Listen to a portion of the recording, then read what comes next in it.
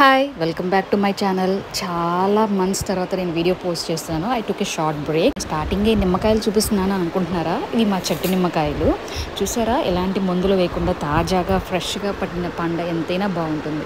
కానీ ఇవాళ మా చెట్టు పడిపోయింది. ఎన్ని కాయలు ఉన్నాయంటే దానికి కనీసం 20 ఉన్నాయి. అయితే మేము దాన్ని అలా వదిలేయడం ఇష్టం లేక నేను ఒక వీడియోలో చూసాను అనమాట, రీల్స్లో. ఫారిన్ కంట్రీస్లో చెట్టు రోడ్డుకి అడ్డంగా ఉంటే తీసి ఒక చోట నుంచి ఇంకో చోట ప్లేస్ చేయడము అలానే ప్రాక్టికల్గా వర్క్ అవుతుందా అని చెప్పి ఒక 3 అడుగుల గుంట తీసి ఇంకా కొంచెం మట్టి వేసి ఆ చెట్టుని అక్కడి నుంచి తీసి అక్కడ పెట్టాము. బట్ అందరూ అది బతకదు, వేస్ట్ ఆఫ్ టైమ్ అని అన్నారు.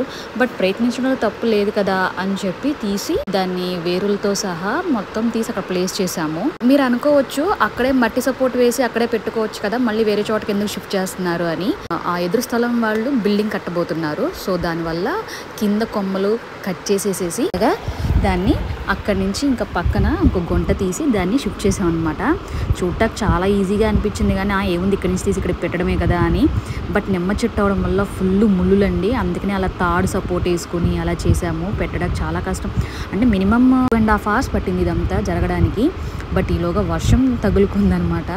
బట్ రెయిన్లో పెట్టడం వల్ల ఇంకా మంచిగా నాటుకునిద్ది, పుంజుకునిద్ది మొక్క, మళ్ళీ బతికిద్ది అని మేము చాలా ఎక్స్పెక్ట్ చేసాము. సో ఎట్టకేలకి పెట్టేశాము. కింద వాళ్ళు నాటుదంటే నేను పైనుంచి అంబ్రెల్లాతో వీడియో తీసుకుంటున్నాను. అంటే మేము ఒక చిన్న మొక్క 2 years నుంచి పెంచుకున్న మొక్క పోతేనే ఇంత ఫీల్ అవుతున్నాము. అప్పుడు తెలిసింది నిజంగా ఒక రైతు ఎంత బాధపడతాడు. పంట కరెక్ట్గా చేతికి అందే టైంకి కనుక వర్షాలు ఎలా పడితే అలా వచ్చి పంటను నాశనం చేసేసినప్పుడు చేతికి అందకుండా పోతే నిజంగా రైతు ఎంత బాధపడతాడనేది వాళ్ళు తెలిసిందనమాట నాకు, జస్ట్ ఈ చిన్న మొక్క వల్ల.